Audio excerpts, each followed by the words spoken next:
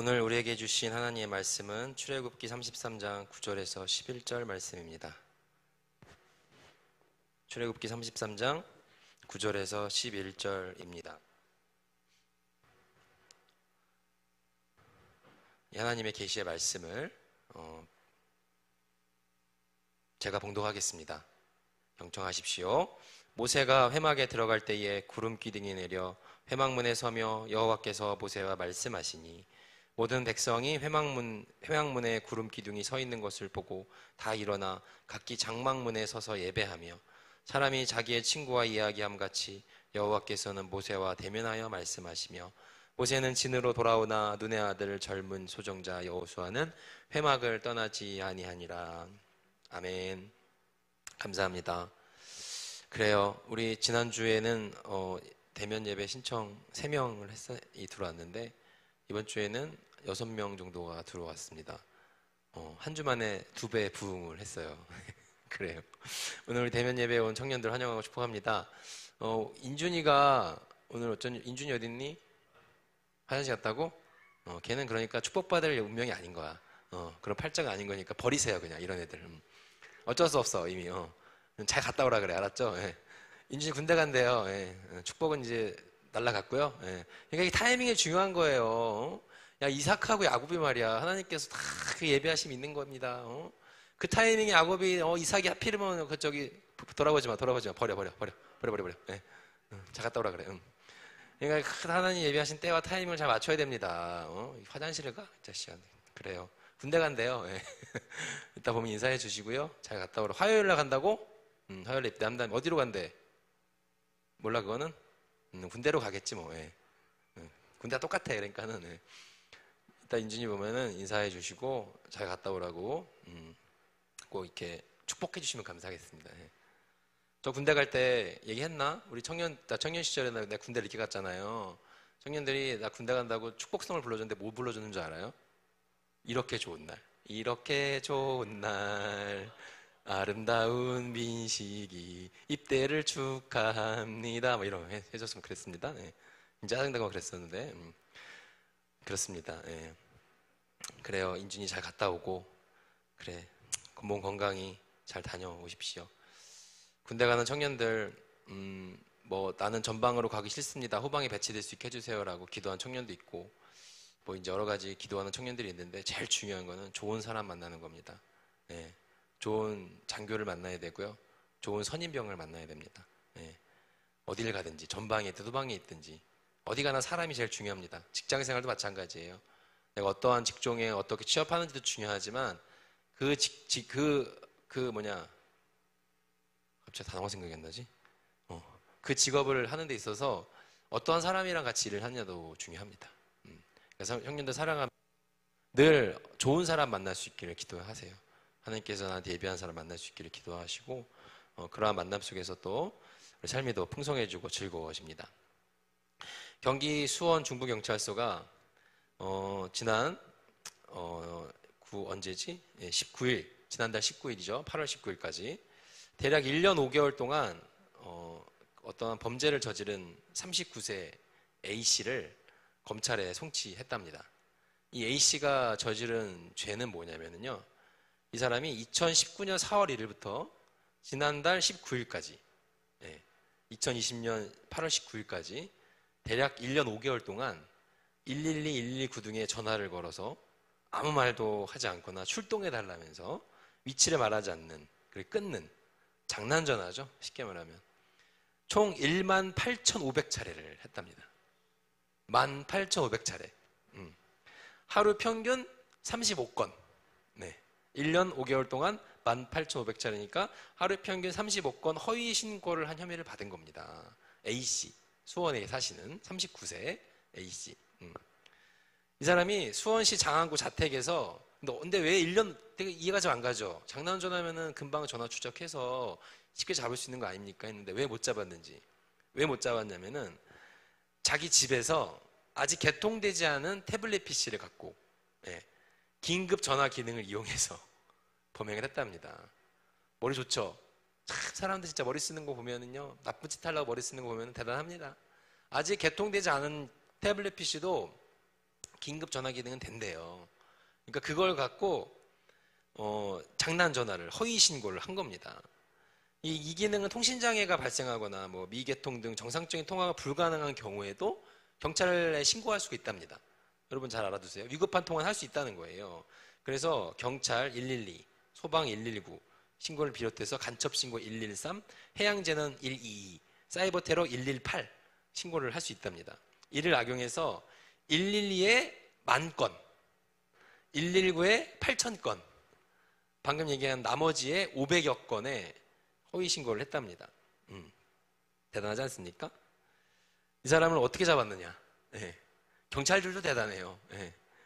이제 그 미개통 태블릿 PC로 전화를 할 경우에 제조사 전화 정보가 담긴 15자리 그 단말기 고유 식별번호 IMEI라고 하는 그게 남게 된대요. 예. 경찰이 이걸 알아낸 거죠. 그래갖고 이 사람의 고유 단말기 고유 식별번호에 해당하는 이 기계를 경찰이 추적하는 데 어려움을 겪었으나 신고 내용하고 목소리를 분석해가지고요 6개월 동안 예, 본격 수사에 착수하고 나서 3개월 만에 잡았대요.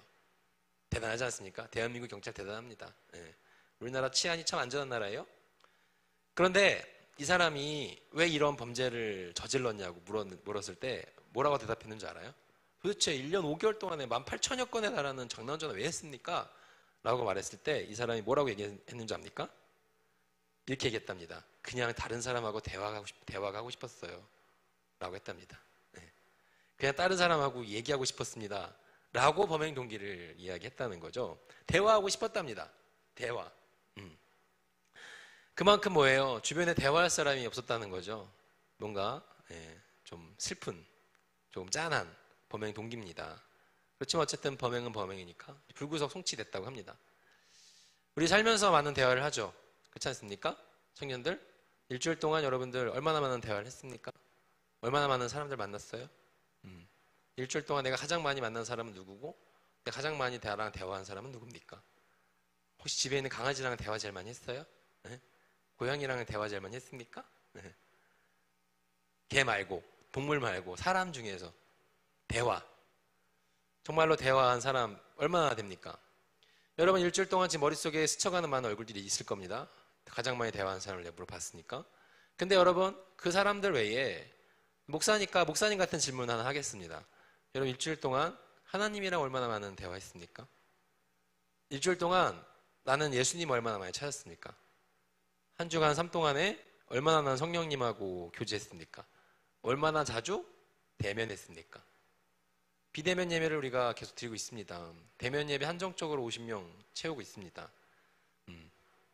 우리가 얼굴을 마주하지 못하고 예배를 드려야 되는 이 시절인데 그렇다면 교회에서는 우리가 얼굴을 마주할 수 없지만 교회 밖에서 여러분들은 얼마나 많은 사람들을 대면하고 살아가요. 그리고 그 중에서 내가 신앙적으로 하나님을 기억하면서 하나님과 친밀한 관계 속에서 여러분들 얼마나 자주 살아갔습니까? 저희가 오늘 읽은 성경에 보면은요 모세 이야기가 등장합니다. 출애굽기 33장 말씀이죠. 여기에 보면은 아주 재미있는 말씀이 있습니다. 11절 말씀이죠. 자, 한번 다 같이 한번 창세기 출애굽기 33장 11절 말씀 한번 읽어볼까요? 한번 읽어보겠습니다. 자, 시작. 사람이 자기의 친구와 이야기함 같이 여호와께서는 모세와 대면하여 말씀하시며까지. 사람이 자기 친구와 이야기함 같이 하나님께서 모세랑은 대면하면서 말씀하셨다는 거라고 오늘 성경은 이야기하고 있는 거예요. 네. 되게 뭔가 부러운 표현 아닙니까? 창세기 33장은 모세한테는 좀 속상한 일이 있었던 이야기의 끝입니다. 창세기라 그러지? 출애굽기 33장은. 네. 출애굽기 33장. 여러분, 출애굽기 작년에 정민식이 아우성 아름답고 하게 성경 깨기 출애굽기를 깼을 때 우리 출애굽기 구조에 대해서 설명해 줬던 거 기억납니까?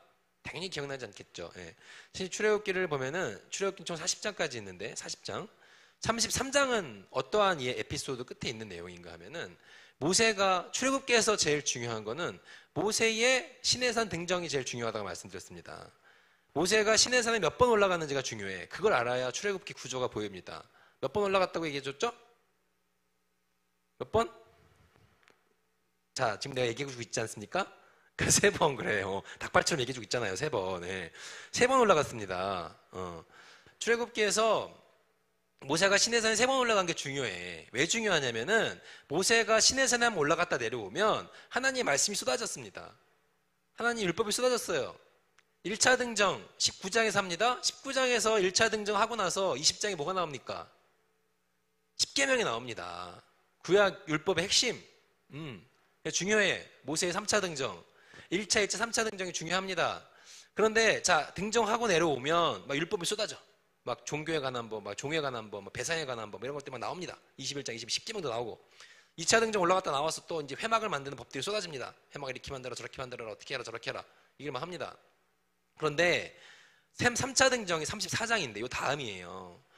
2차 등정과 3차 등정 사이에 이스라엘 진영에서 무슨 일이 벌어졌냐면 모세가 2차로 시내산에 올라갔을 때 너무 오래 있었던 거야, 산에. 그러니까는 리더가 사라지고 우리들 한 명만 믿고 지금 출애굽했는데 리더가 우리 눈앞에 사라지니까 이 사람들이 어떻게 되냐면은 갑자기 모세가 우리를 버린 게 아니야? 라고 하면서 믿음이 흔들리기 시작합니다. 무슨 짓을 벌이냐면은 32장에 그때 이제 금송아지를 만드는 거예요. 우리들 인도에는 리더가 사라지고 막 믿음이 흔들리고 막 우왕좌왕하던 무리들 속에서 야 그럼 우리를 인도에는 신을 만들자 그래갖고 금송아지 우상을 만듭니다. 32장에 나온 내용이에요. 31장 2장에. 그러니까 이제 모세가 딱 내려왔는데 자기 이제 막 신에서 2차 등정 해갖고 막 등산하는 것도 힘들고 혼자서 오랜 기간 동안에 하나님이랑 이렇게 대면하고 내려와갖고 힘들어 죽겠는데 밑에 딱 내려왔더니 자기 빼놓고 놀고 있는 거야. 금송아지 만들어 놓고 막 춤추면서 모세가 그거 보고 뚜껑이 열린 거죠. 그래서 돌판을 집어 던지고 이제 거기서 이제 레위인들 시켜서 3,000명 죽이고 막 합니다. 이스라엘 진영에 굉장히 가슴 아픈 사건이 벌어진 거예요. 3,000명이 죽습니다. 자기들 손으로 이런 일을 주동한 사람들을 처형한 겁니다. 네. 우상 만들어 놓고 하나님 일을 모욕했던 사람들. 그러니까 이제 그 이야기 끝에 오늘 33장 말씀인 거예요. 그 이야기 끝에. 모세의 마음이 어땠을까? 속상했겠죠. 보통 그렇지 않습니까? 체벌을 하는 사람도 사실 속상하거든. 그리고 그냥 체벌한 것도 아니고 지금 진영 내에서 지금 3,000명이 죽었는데 얼마나 가슴 아픈 동족 상잔의 비극입니까? 모세는 아마 속상했을 것 같아요. 이러한 일 끝에 회의감도 왔을 수 있습니다. 그러한 이야기 끝에 오늘 회막이라는 공간에서 모세가 하나님을 만나는 이야기가 나오는 거예요. 오늘 모세가 하나님 어떻게 만나고 있냐면은 친구와 이야기하는 것 같이 대면하여 만났다라고 합니다. 굉장히 하나님과 친했던 사람이었어요, 모세는. 친구와 이야기하는 것 같이 대면해서 하나님과 대화하고 있는 모세. 어떻습니까? 이보다 더 친밀한 관계 속에서 하나님을 만난 표현을 성경에서 찾기 힘들 만큼 오늘 이 모세가 하나님과 얼마나 가깝고 친밀한 관계였는지를 아주 설명해주는 아주 중요한 구절입니다. 그렇죠? 아까도 얘기했지만 우리 어떨 때 보통 SNS에 글을 올립니다. 요즘에는 이제 SNS는 안 그러는데 예전에 민요피 시절에는 그랬어. 민요피 시절에 자기 힘든 일 있으면은 무슨 폴더에 더 이상 버티기 힘들다 뭐 이런 거 남기고 그랬거든요. 예. 여기가 끝인가 보다 막 이런 거 해. 이상한 문구들 해. 자기 힘들 때 막 그런 거 남기거든요. 모세도 아마 마음이 많이 어렵고 힘든 시기에 하나님을 찾았고 하나님께서 그런 모세와 친구와 이야기하듯 대화하면서 여러분들도 속상한 일 생기고 내가 마음에 고민이 생겼거나 뭔가 막 답답한 일을 털어놓고 싶을 때 친구들 만나지 않습니까? 이 말 털어놓고 싶을 수 있는 사람 만나지 않습니까? 만나서 그 사람이 내 문제를 해결해 주진 않아요. 내 문제를 막 이렇게 적극적으로 나서갖고 막 뭔가 해결점을 주거나 해결 방안을 탁 눈앞에 제시해 주진 않아. 근데 왜 만나요? 왜 만나? 만나고 막 얘기하고 뭔가 이렇게 따다다다 수다 떨고 나면 좀 어때? 기분이 좀 좋아지지 않습니까? 기분이 좀 전환되지 않습니까? 그리고 내 얘기를 들어줄 수 있는 누군가 있다는 거에 위로받기도 하고 또 내 말에 공감해주면서 맞장구 쳐주고 같이 욕해주고 같이 화내주고 하는 친구가 있다면 그 친구랑 얘기하고 싶지 않습니까? 오늘 모세가 힘들고 어려운 상황 끝에서 하나님을 만났는데 하나님께서 야 모세 너무 심했어. 아무리 그래도 그렇게 심하게 하면 이렇게 꾸짖으셨다는 말씀도 없고 뭐 그 상황에 대해서 이렇게 저렇게 정리해줬다는 말씀도 없고 마치 모세와 친구처럼 대면하여 얘기하면서 모세와 교제하는 하나님의 모습을 볼 수 있습니다. 여러분들은 일주일 동안 얼마나 자주 하나님과 교제합니까? 여러분들은 대화 자주 합니까? 어떻습니까? 청년들을 만나서 이제 이번 주에도 청년 몇 명 만났는데 만나서 이제 보통 막 이제 물어봐요. 너 청년들이 가장 관심 있는 주제가 뭡니까? 뭐야 너희들? 뭐예요? 이성교제지 뭐. 난 누구를 만나서 결혼할 것인가? 그거 아니면 이제 취업이지 뭐. 난 뭐해 먹고 살 것인가? 보통 두 개가 제일 큽니다. 너희들의 고민이. 너희들이 막뭐 세계 평화를 위해서 기도하고 그러지 않잖아. 대한민국 정치 현실에 대한 막 그런 어떤 투철한 사명 그런 거 없지 않습니까? 있겠지만 이게 잘 안 하죠. 예. 그렇지 않잖아요. 가장 중요한 거는 이성 교제에 관련된 고민과 내 미래에 대한 고민이 제일 크지 않습니까? 청년 시절에 가장 중요한 하도예요. 물어봐. 너 왜 여자친구 안 사귀냐? 너 남친구 왜 안 사귀냐? 멀쩡하게 생겨가지고. 너 정도면 충분히 너 남자친구 사귈 수 있지 않냐? 여자친구 사귀 물어봅니다. 그러면 뭐 이제 이런저런 얘기 다 똑같아. 물어봐. 이상형이 뭐야? 너 어떤 사람이 좋아? 어떤 남자가 좋아? 어떤 여자가 좋아? 라고 하면은 열에 여덟 아홉은 이걸 얘기해요. 뭐게요? 뭡니까? 얘들은 관심이 없는 거니 아니면 대답하기 싫은 거니요? 대화가 잘 통하는 사람이요 라고 해요. 너 이상형이 뭐냐? 저 대화가 잘 통하는 사람이 좋아요. 너 이상형이 뭐야? 전 대화가 좀 잘 통하면 좋겠어요. 대화가 잘 통하는 사람이 이상형 1순위래요. 청년들 만나면은 7, 8명은 다 그 얘기 합니다. 1순위가 아니더라도 간혹가다 그런 애들 있어. 이쁘면 좋겠어요. 예. 간혹가다 그런 애들 180이면 좋겠어요. 그런 애들 있어요. 간혹가다. 그렇지만 그러한 조건 뒤에 따라오는 건 이거예요. 대화가 잘 통하는 사람. 목사님 대화가 잘 통하면 좋겠어요. 라고 말합니다. 대화가 잘 통하는 사람. 이 말이 너무 쉬운 말인 것 같지만 너무 어려운 말인 거예요. 그런 사람 원하는 게 도대체 왜요? 왜 그런 사람 원합니까? 대화가 잘 통하는 사람이 집에 널려 있으면 이런 사람 이상형으로 꼽겠어요? 아니죠. 대화가 잘 통하는 사람이 내 주변에 열면 없다는 거야. 저 사람이랑 얘기하면 답답하다는 겁니다. 저놈의 자식 멀쩡하게 생겨갖고 뭐 얘기 좀 해봤더니 이상한 얘기하고 막 전혀 내가 모르는 얘기하고 앉았고 자기 얘기만 하고 있고 내가 하는 말에 관심도 없고 그러면은 그다음부터 얘기하기 싫어지는 거죠. 멀쩡하게 생겼는데 대화가 안 통하네? 더 이상 얘기하지 말아야지. 마음을 닫게 됩니다.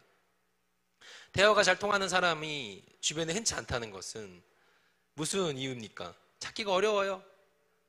대화가 잘 안 통하는 이유는 뭐냐면요. 협력이 잘 안 되기 때문이에요. 대화도 협력이 필요합니다. 네? 무슨 말인지 알겠어요? 대화도 협력이 필요한 거예요. 그런 사람도 있어. 소개팅에 딱 나갔어요. 팔짱 끼고 앉아서 나는 아무 말도 하지 않겠어. 나랑 대화가 잘 통할 수 있도록 해봐. 이런 애들이 있어요. 어떻게 대화가 됩니까? 저녁에 주말에 보통 집에서 뭐 하십니까? 자요. 어쩌라는 거야. 협력이 안 되잖아요. 예. 뭐 던지면은 뭐 리액션이 오고 같이 대화를 할 수 있게끔 서로가 협력을 해야 대화가 되는 거 아닙니까? 예. 나는 하나도 대화하고 싶은 마음이 없고 네가 나한테 대화 잘 통하는 느낌을 줘봐. 이건 이상한 일방적인 위기적인 마음은 도대체 뭡니까? 예. 대화는 협력이 필요해요. 이게 좀 인터넷 찾아보니까 무슨 대화에 필요한 뭐 7가지 원리인가 무슨 책이 있고 뭐 거기에 대한 이제 글들이 많이 있더라고요. 보니까 이 원리, 그러니까 대화의 원리, 서로 간 협력이 잘 필요하기 위해서는 한 4가지 정도를 잘 알면 된대요. 4가지 정도. 이게 뭐 그걸 경률이라는 굉장히 어려운 말로 쓰더라고요. 경률 뭐 별로 이러다 중요하지 않습니다. 법칙 정도로 보면 좋을 것 같아요. 뭐냐면은 한 4가지 정도를 말해요. 첫 번째 양의 경률, 양의 법칙. 두 번째 질의 경률, 질의 법칙. 세 번째 관련성의 경률. 그리고 네 번째 태도의 경률이라고 합니다. 이게 뭐냐면은 양의 경률은 필요한 만큼만 정보를 제공해야 된다는 거예요. 점심에 뭐 먹었어? 그러면은 점심에 나 햄버거 먹었어라고 하면 되는데 점심에 뭐 먹었어. 점심에 말이지 있잖아. 내가 일을 하다가 시간 가는 줄도 모르고 말이야. 글쎄요. 시간 엄청 지난 그래서 간단 김밥 먹고 말이야. 근데 김밥 먹으면 차가 한잔 하고 싶은 거야. 차를 한잔 하고 싶어 갖고 커피집에 간 줄 너무 기다리는 바람에 이렇게 얘기하고 있는 거죠. 이런 사람과 대화하고 싶습니까? 물어봤을 때 이런 대답이 나올 거 예상이 되면 점심 뭐 먹었냐고 물어보지 않죠. 양의 경률. 딱 필요한 만큼의 정보를 얘기해야 된다는 겁니다. 필요 이상 많은 정보를 늘어놓는 사람 우리 뭐라 그래요? 뭐라 그럽니까? TMI라 그러죠. 네, TMI. 질의 경률. 적적 타당한 근거를 들어서 진실한 정보를 제공해야 됩니다. 타당하고 진실한 정보를 제공해야 된다는 거예요. 근데 그런 것이 아닌 정보들을 전하는 사람들 종종 있죠. 이런 사람들을 보통 예능에서 뭐라고 합니까? MSG 친다 그러죠. 저 진짜인가? 저런 얘기가 진짜 있을 수 있나라는 물음표가 되게끔 얘기하는 사람. MSG 친다고 합니다. 관련성의 경률, 뭐냐면 대화의 목적이나 주제에 관련된 말을 해야 된다는 겁니다. 목적도 없이 자기 혼자만 이야기를 쏟아놓는 사람들 많이 봅니다. 이 대화의 우리의 주제의 목적은 분명히 이거였는데 갑자기 엮기를 새는 사람 많이 봐요. 그리고 내가 이러한 의도로 질문을 했는데 못 알아먹고 이상한 소리 하는 사람들 많이 봅니다. 그런 사람들을 보통 뭐라고 합니까? 사오정이라고도 하고 사차원이라고도 하죠. 전혀 목적과 상관없는 이야기를 하는 사람. 태도의 경률, 모호하거나 중의적인 표현을 피하고 간결하고 조리 있게 말해야 된답니다. 간결하고 조리 있게. 도대체 저 사람이 하는 말이 무슨 의미인지, 맞다는 건지 틀리다는 건지, 햄버거를 먹겠다는 건지, 샌드위치를 먹겠다는 건지, 좋다는 건지 싫다는 건지, 하겠다는 건지 말겠다는 건지 엄청 모호하고 중의적인 말로 대화가 종착역을 잃은 것처럼 헤매게 만든 사람들이 있습니다. 이런 사람들 우리는 뭐라고 부릅니까? 정치인이라고 합니까? 목사님이라고 해요? 강신영이라고 합니까? 아니에요? 대화의 원리, 4가지 정도를 얘기를 합니다. 이건 것도 되게 많아요. 그런데 보세요, 여러분들. 우리가 대화할 때 이런 법칙들을 생각하고 대화하는 사람이 어디 있습니까? 그렇잖아요. 저 질문은 질의 경기를 맞는 질문이군. 거기에 맞는 합당한 질문을 내가 대답해. 이렇게 대답하는 사람 어디 있어? 그런 사람 없지 않습니까? 대화의 원리라고 하는데, 이거 대화를 잘하는 방법이라고 하는데, 이런 것들을 생각하고 대하는 사람은 없습니다. 이런 걸 생각하고 대하는 사람이야말로 진짜 대화하기 싫은 사람인 거죠. 내가 생각했을 때, 정민식 목사님이 생각했을 때, 대화 잘하는 방법은 이 말만 해도 대화 잘할 수 있습니다. 이 말만 안 해도. 그게 뭐냐, 참 이거 얘기 참 많이 했는데, 여러분들한테 몇 번 얘기한 것 같은데, 아니라는 말을 좀 안 하면 좋겠어요. 아니. 대화할 때. 우리 생각보다 아니라는 말 많이 해요. 생각보다 아니라는 말 많이 합니다. 아니, 그게 아니고, 아니, 내 말은 그게 아니고, 아니, 그게 아니고, 아니, 내 말은, 아니, 그런 뜻이 아니라, 생각보다 아니라는 말 많이 합니다. 어른들이 될수록 특히 많아요. 아니라는 말만 안 해도 우리 많은 대화의 공감대를 만들어 갈 수 있어요. 상대방이 내가 하는 말의 의도를 못 알아차리거나 다른 관점으로 이해했을 때 아니죠. 내가 하는 말 저게 아닌데? 나는 다른 의견인데? 라고 느낄 때 우리 아니라는 말 가장 많이 하는데 그럴 때 아니라고 말하기 전에 이렇게 말하면 좋겠어요. 그래, 그렇게 생각할 수도 있겠다. 근데 진짜 내 생각은 나랑 전혀 다른 얘기를 했어요. 아, 그게 아니고 이게 아니고 이렇게 얘기하지 말고 그렇게 그것도 좀 새로운 관점인데? 근데 내 말은 이라고 얘기를 하면 대화하는데 훨씬 부드럽게 얘기할 수 있지 않겠습니까? 일단 상대방의 말과 정보를 긍정해주는 방향성으로 대화하기에 노력해보세요. 그리고 정보보다 감정에 집중하세요. 남자들한테 필요한 얘기입니다. 남자들은 정보에 집중하죠. 근데 감정에 집중할 필요가 있어요. 상대방이 막 무슨 말들 쏟아놓을 때 저게 지금 짜증을 내는 건가, 화가 났다는 건가, 기분이 좋다는 건가, 슬프다는 건가, 그 감정을 봐야 돼. 남자들은 근데 감정을 잘 안 보고 정보를 보죠. 많이 얘기하는 거지 않습니까? 야, 우리 회사 과장님이 말이야, 짜증나 죽겠어. 야, 나 이거 이런 말 시켰어. 야, 내가 야, 지금 퇴근 시간이 지금 다 돼가는데 내가 이거 해야겠어? 라고 얘기했을 때 이 감정이 뭐예요? 남자들 대답해봐. 무슨 감정이야? 여기에서 제가 화가 났구나. 같이 화내줘야지 라고 얘기를 내가 처음에 생각을 했다. 굉장히 괜찮은 놈입니다. 근데 여기서 그 말의 정보를 파악하고 야, 퇴근 시간이 아직 안 됐는데 그 일 네가 할 수도 있는 거 아니야? 라는 생각이 들었다. 그거 뭐 심각합니다. 예. 너는 이제 평생 그냥 독신의 은사를 좀 품는 게 좋을 것 같아요. 그 정보를 보지 말고 감정을 봐야 돼요. 자매들의 감정. 근데 이게 자꾸 목사님 너무 자매 위주로 말씀하시는 거 아니에요? 라고 생각할지 모르겠지만, 근데 자매들 마음이 좀 더 섬세해. 자매들 마음이 인간의 마음이야, 내가 봤을 때는. 형제들의 마음은 인간이 아니란 말이야. 인간이 아니야. 걔들은 조금 약간, 나도 남자지만, 남자들은 좀 힘들 때가 있어요. 감정에 집중해. 왜냐면 내가 그렇거든. 내가 집에 가갖고 아내한테, 여보, 오늘 뭐 무슨 일 있었는 줄 알아? 진짜 강신영 있잖아. 오늘 막 얘기했어. 그럼 우리 아내가, 나한테 이렇게 얘기했다. 목사님이 돼갖고 청년을 사랑해야죠. 이랬다. 내 마음이 어떨까요? 뭐야. 괜히 결혼했나? 내가 결혼한 여자 이런 여자가 아닌데. 이런 생각이 들겠죠. 내가 얘기를 했어. 내가 이런 일이 막 있었어. 그럼 아내가 진짜?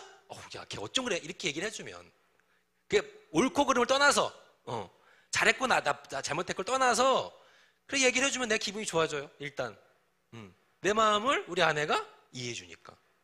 그러면 이제 막 쏟아놓고 나면은 그래 맞아 나도 잘못한 것 같아 이게 되는 거예요. 그 다음에 나도 조금 내가 좀 말을 조금 쉽게 얘기한 것 같아. 이게 대화가 되는 거죠. 감정에 집중을 할 줄 알아야 돼. 이거 남자들은 훈련해야 돼. 자매들은 이게 비교적 잘 됩니다. 근데 형제들은 잘 안 돼. 훈련해야 돼. 감정에 집중하세요. 리액션 좋게 하고 정말? 진짜? 그래서 너무 재밌어 이렇게 해주라고. 오빠 언제적 개그야. 아재야 이런 얘기 하지 말고 반응 좀 해줘. 리액션 너무 재밌다 막 이렇게 해주면서 그렇게만 돼도 여러분은 대화 잘하는 사람이 됩니다. 우리는 맨날 대화 잘하는 사람을 원해요. 대화가 통하는 사람이 없다는 거예요. 비슷하게 신앙적인 의미에서도 하나님과 대화를 하는데 하나님 우리 모두와 대화하기 원하십니다. 우리 모두와 얘기하기 원하세요. 그런데 하나님과 우리가 대화할 때도 이렇게 하나님께 집중을 하고 대화할 때 그 사람한테 온전히 내 시선을 집중하고 시선을 고정하고 그렇게 대화를 해야 서로 간에 대화한다는 느낌이 들고 서로 간에 은밀하고 친밀한 교제가 이루어지는 거 아닙니까? 하나님도 늘 이렇게 우리를 만나고 싶어 하십니다. 하나님의 시선은 우리를 향해 계세요. 근데 우리가 바쁘죠. 우리가 정신이 없습니다. 너무 많은 사람들을 만나야 되고 너무 많은 일들을 해야 되고 너무 많은 일상에 치여서 하나님을 기억하지 못하고 살아갈 때가 많지 않습니까? 대면의 희열, 대화의 희열, 하나님과 대화하는 거에 대한 기쁨 여러분 느껴봤습니까? 여러분 정말 나와 대화가 통하고 나와 소통이 잘 되는 사람과 이야기하는 거에 대한 기쁨 여러분 알고 있지 않습니까? 그와 마찬가지로 하나님과 내가 대화하는 거에 대한 기쁨, 내가 하나님과 정말로 대면해서 이야기하는 거에 대한 기쁨, 그런 거 혹시 느껴본 적 있습니까? 어색해요? 잘 모르겠어요? 이게 뭡니까 목사님? 전 어색한데요. 저는 살면서 주님이라고 하면 부르는 것 좀 어색해요. 그러면은 어색하다는 게 여러분의 지금 정체성인 겁니다. 해본 적이 많이 없다는 거죠. 대화도 많이 해본 사람이 잘합니다. 많이 말을 섞어본 사람이 기술이 느는 거예요. 하나님과의 대화도 마찬가지입니다. 주님이라고 내가 일상에서 한번 부르는 게 어색합니까? 예전에 참 우리 어머니가 맨날 뭐 일만 벌어지면 주여 주여 하는 게 좀 난 불만이었어. 엄마는 맨날 이렇게 티를 내요. 택시 타고 가다가도 택시가 계속 주여 주여 막 이러고 길 가다가 택시가 끼고 막 주여 주여 막 이러고 어린 시절에는 좀 불만이었습니다. 막 이렇게 티를 내고 다녀. 근데 참 일상 속에서 주님을 부를 수 있다는 거에 대한 그 믿음, 내가 점점 나이를 들어가다 보니까 참 소중합니다. 참 중요해요 그게. 살면서 내가 그냥 무시로 그냥 지나가는 말로 주님이라고 하면 부를 수 있다는 거, 그 주님이라는 단어가 주는 평안이 있습니다. 주님이라고 내가 한번 하나님 이름 부를 때 거기에서 오는 또 감동이 또 있어요. 여러분 그렇게 불어본 적 있냐는 겁니다. 그렇게 하나님과 대면하는 이야기들이 있냐고 묻고 있습니다. 제가 청년들 신방하면서 이제 요즘 들어서 그런 얘기를 몇몇 청년들한테 많이 했습니다. 난 청년 신방이 좋아. 난 청년 신방이 재밌어. 물 때로 힘들 때도 있지만 거의 대부분 재밌습니다. 여러분들 만나는 일이 나한테 크게 힘든 일이 아니에요. 만나서 2시간, 3시간 떠들고 같이 대화하고 하는 일이 나는 즐겁습니다. 그런데 가만히 혼자 곰곰이 생각을 해봤어. 내가 애들을 만나는 거 왜 좋아할까? 내가 애들을 만나는 것이 왜 좋지? 그 생각을 곰곰이 해본 겁니다. 왜냐하면 신방을 내가 너희들만 하는 게 아니잖아요. 어른들도 하거든. 물론 코로나 때문에 올해는 많이 못했는데 작년들 신방도 합니다. 어른들, 집사님, 권사님, 장로님들. 근데 이 얘기를 우리끼리 보는 유튜브 채널이니까 장로님이 보진 않겠죠? 근데 작년 신방도 힘들어. 갔다 오면 막 피곤하고 한 가정 끝나면 다음 거 또 가야 된다 이런 생각 들고 막 힘들어. 내가 곰곰이 생각을 해봤어. 왜 그럴까? 왜 그럴까 생각을 해봤더니 내가 청년 여러분들 만나서 대화하고 하는 청년 신방이 좋은 이유는 여러분들과 대화할 수 있어서 좋은 거예요. 그렇더라고. 대화할 수 있어서 좋은 겁니다. 대화할 수 있어서. 교회 안에 대화가 통하는 사람이 많을까요? 적을까요? 생각보다 별로 없습니다. 중고등부 사역도 내가 오래 했습니다. 거의 10여 년 가까이 했는데 중학생들, 고등학생들 만나는 거 좋아요. 재밌어요. 네. 그렇지만 그 애들을 만나는 게 물론 좋지만 그 아이들이랑 대화할 수는 없습니다. 대화가 10분 이상 이어지기 힘들어요. 왜냐하면 세대 차이도 많이 나고 애들도 집중력도 없고. 고등학생 때면 혹시 모르겠다. 중학생은 뭐 이제 거의 뭐 그냥 떡볶이 하나 사주면 끝나죠. 치킨 하나 사주면 끝나요, 걔들은. 피자 하나 사주면 그냥 끝나고. 지들 한참 먹고 나면 이제 궁금하대. 이제 선심 스티치 하나 물어보죠. 목사님한테. 목사님 몇 살이세요? 끝. 39살. 그러다가 한 10분 있다. 목사님 결혼 언제 하세요? 결혼 안 했을 때. 대화가 잘 안 됩니다. 그렇지만 청년들은 대화할 수 있어서 좋아요. 또 어른들도 생각보다 대화가 통하는 분들이 많지는 않습니다. 어른들도 들어줘야 되는 경우들이 많고 그냥 동조해줘야 되는 경우들이 많지. 대화라는 건 그렇잖아요. 일방적인 게 아니잖아요. 아까 협력이죠, 협력. 서로 주고받고 그 사람도 말하고 나도 말하고 그게 대화 아닙니까?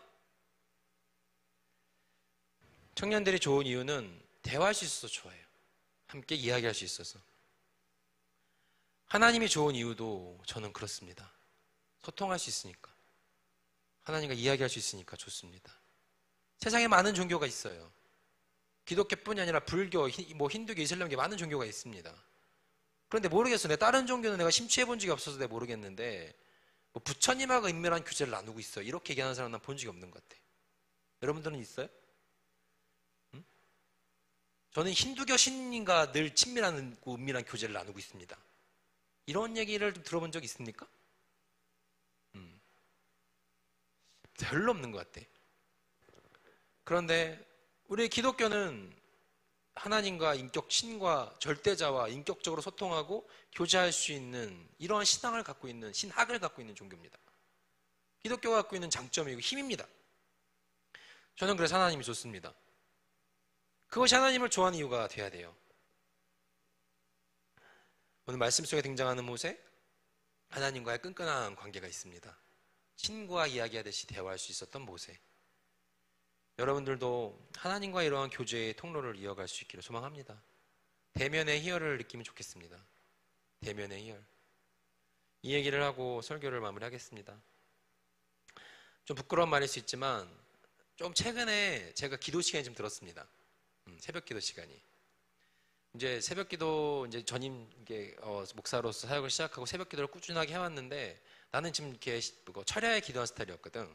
새벽에 막 10시, 11시에 이제 기도탑 올라가서 막 1시간, 2시간 막 새벽 2시, 3시까지 기도하고 그게 좀 익숙한 사람이었거든. 그게 내 신앙의 어떤 결이야. 근데 이제 목사가 되니까 새벽에 기도를 해야 되는 겁니다. 근데 새벽 기도가 이제 나랑 잘 안 맞는 거지. 새벽에 이제 가면 이제 거의 사경을 헤매다 오죠. 꿈나라에 있다가 이제 꿈속 비몽사몽간 하나님 만나다 옵니다. 끝났나 보다. 이제 가야지. 이렇게. 그런데 이제 한 3년 좀 지나서 그런 건지 한 4년 정도 돼서 그런 건지 요즘에 하나님께서 좀 그걸 원하시는 건지는 모르겠는데 최근에 새벽에 혼자 기도하고 있는 거에 대한 즐거움을 많이 만끽하고 있어요. 새벽에. 새벽 기도 시간 딱 끝나고 나서 요즘에 제가 거의 제일 마지막에 나오는데 운동하러 가는 날 빼고는 마지막에 나오는데 예배당에 혼자 앉아서 이렇게 주님을 묵상하면서 하나님 생각하고 있는 게 너무 좋아요. 저 앞에 십자가 불빛 이렇게 쳐다보면서 그냥 주님이라고 부르고 하나님 아시죠? 라고 묻고 하나님 저 오늘 어떻게 살면 좋겠습니까? 하나님 제 인생은 어디로 가는 게 좋겠습니까? 하나님께서는 그때마다 막 세세하게 나한테 응답하시지 않아요. 그런 걸로 나는 게 아닙니다. 그 시간에 내가 하나님을 부를 수 있고 그 시간에 내가 하나님과 교제할 수 있고 하나님의 존재를 느끼면서 하나님의 임재를 내가 계속 초청하면서 오늘 하루 가운데도 하나님도 기억하면서 살아갈 수 있는 하루가 될 수 있게 해달라고 앉아서 이렇게 묵상하며 주님 생각하면서 예배당에 앉아있는 그 새벽 시간이 너무 좋아. 요즘에 그래서 새벽기도 마치면은 집에 좀 늦게 들어갑니다. 아내가 의심있는 눈치로 쳐다봐요. 저 인간이 왜 이렇게 늦게 오지? 안 하는 짓을 하니까. 근데 요즘에 좀 고요하고 그렇게 정말 차분한 시간 속에서 십자가 불빛을 보며 혼자 앉아 하나님을 대면하는 그 시간이 너무 좋아요. 마음이 평안해져요. 차분해집니다. 막 엄청나게 막 눈물이 쏟아지고 은혜와 감격이 넘치 그렇진 않아. 그런 걸 기대하는 게 아닙니다. 마치 오랜 우정을 나눈 친구와 함께 있는 것 같은 편안함. 친구와 이야기하는 것 같이 대면하는 편안함. 여러분들도 그렇잖아요. 친구 만나면은 만날 때마다 감격스러워요? 만날 때마다 부둥켜 안고 웁니까? 아니잖아요. 오래 만난 친구일수록 편안하고, 오랜만에 만나도 내 마음이 차분하고, 어떠한 얘기를 던져도 다 들어줄 것 같고, 그것이 대면의 희열 아닙니까? 그것이 대화의 희열 아닙니까? 여러분들도 일주일의 삶을 살아가면서 이제 또 여러분 이 예배를 마치고 우리 찬양하고 이제 축도하고 끝나면 저문을 열고 세상으로 갑니다. 또 우리 영상으로 예배드리는 청년들 이 예배를 마치고 나면 스크린을 모니터를 닫고 나면 여러분 바로 주변에 여러분 일상이 펼쳐집니다. 우리 일상을 살아가면서 일주일에 단 한 번이라도 내가 주님이라고 부를 수 있다면, 일상에서의 단 한순간 속에서라도 내가 하나님과 교제하는 시간을 만들어갈 수 있다면, 그런 대면의 기쁨, 대면의 희열을 누리며 살아갈 수 있는 청년들이 될 수 있다면 너무 좋을 것 같습니다. 한 주간의 삶 속에 오늘 모세처럼 여호와와 하나님과 대면하여 친구와 이야기하듯이 말하는 이 모세처럼 우리도 여호와 하나님과 대면하여 한 주간의 삶을 주님과 동행하며 살아갈 수 있는 청년의 삶이 되기를 간절히 소망합니다. 아멘. 기도하겠습니다. 하나님 감사합니다. 주님께서는 늘 저희를 향해 시선을 고정하고 계신데 저희는 늘 좌로 우로 위로 아래로 시선이 흔들립니다. 하나님, 우리들의 일주일의 삶 가운데 단 한순간만이라도 주님과 시선을 맞출 수 있는 삶이 되게 하여 주시옵시고, 단 한순간만이라도 하나님을 기억하며 살아갈 수 있는 청년의 인생이 되게 하옵소서. 그리하여 그러한 시간이 길어지고 그러한 시간이 점점 차고 넘쳐 대화의 희열, 대면의 희열, 대면의 기쁨을 누리며 살아가는 청년의 삶이 되게 하여 주옵소서. 예수님의 이름으로 기도드립니다. 아멘. 찬양합시다.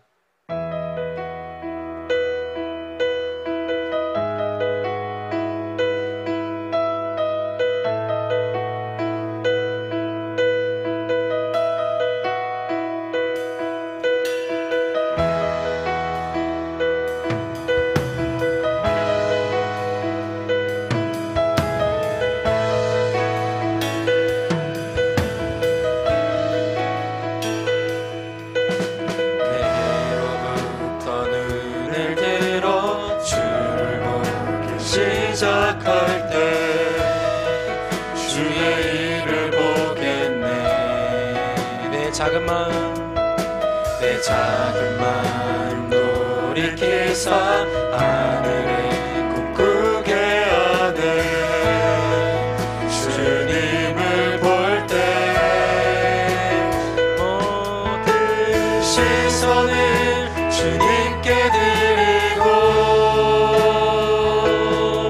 살아계신 하나님을 뵙길 때 내 삶은 주의 역사가 되고 하나님이 일하기 시작하네.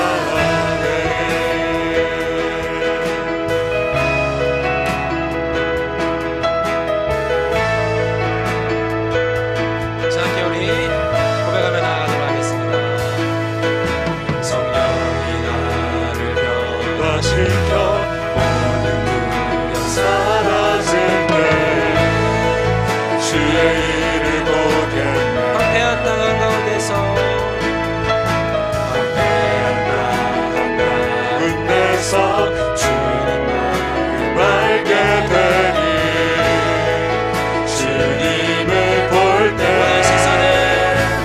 모든 시선을 주님께 드리고 전능하신 하나님을 느낄 때 전능하신 하나님을 느낄 때 세상은 주의 나라가 되고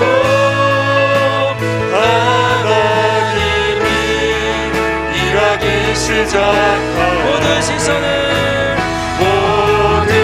시선을 주님께 드리고 살아계신 하나님을 느낄 때 살아계신 하나님을 느낄 때 내 삶은 주의 역사가 되고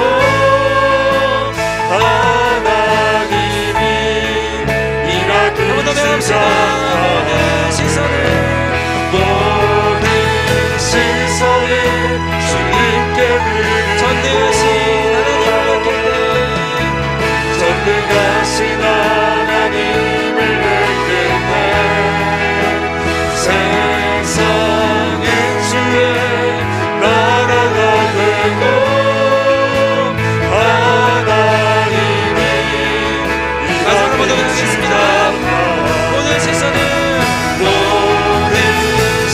시선이 주님께 드리고 살아계신 하나님을 느낄 때 내 삶은 주의 역사가 되고 하나님이 일하기 시작하네.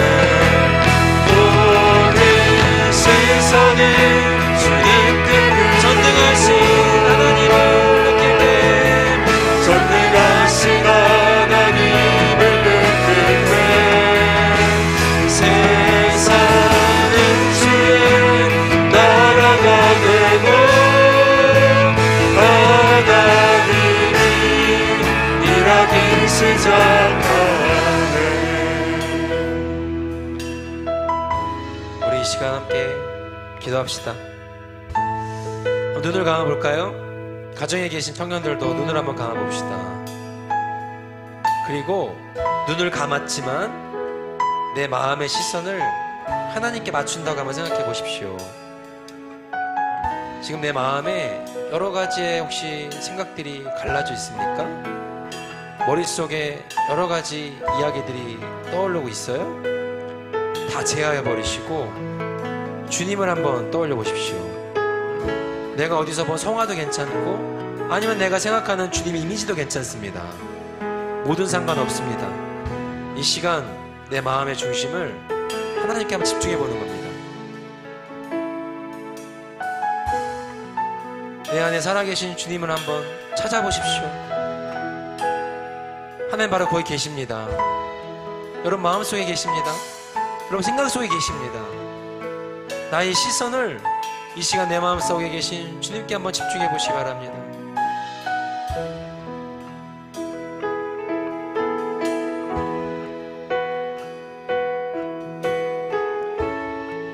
그리고 이렇게 한번 불러보세요. 주님이라고. 주님, 주님, 주님, 주님 바로 거기 계셨군요. 주님께서 내 마음 가운데 계셨군요. 우리 이 시간 오늘은 소리내지 않고 조용히 묵상으로 기도합시다. 기도할 때에 주님, 내가 내 안에 계신 주님과 더욱 눈 맞추기 원합니다. 주님, 내가 내 안에 계신 주님을 더욱더 바라보기 원합니다. 주님, 내가 내 안에 계신 주님을 더욱 자주 부르기 원합니다. 더욱 자주 찾기 원합니다. 주님, 내 안에 계신 주님을 더욱더 기억하기 원합니다. 주님과 더욱더 대면하기 원합니다라고 우리 시간 간절한 마음을 담아 마음으로 묵상으로 함께 기도하며 나아가도록 하겠습니다. 기도하겠습니다.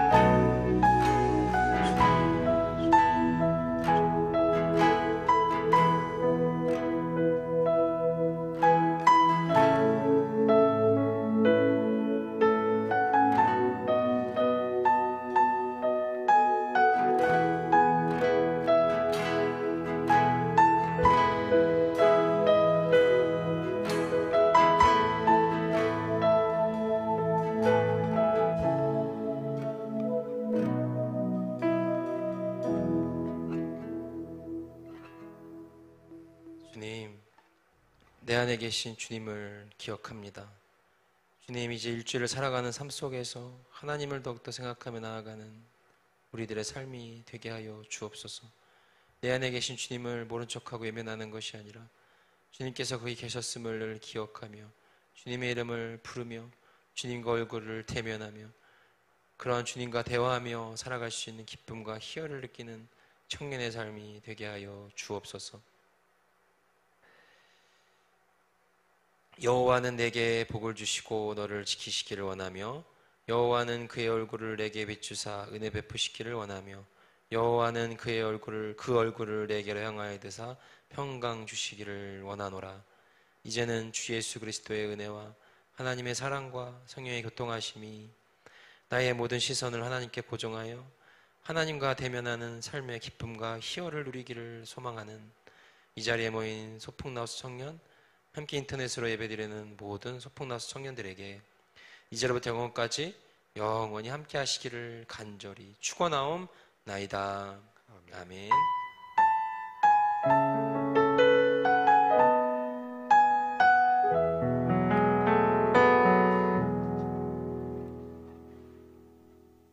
감사합니다. 예배를 마쳤습니다.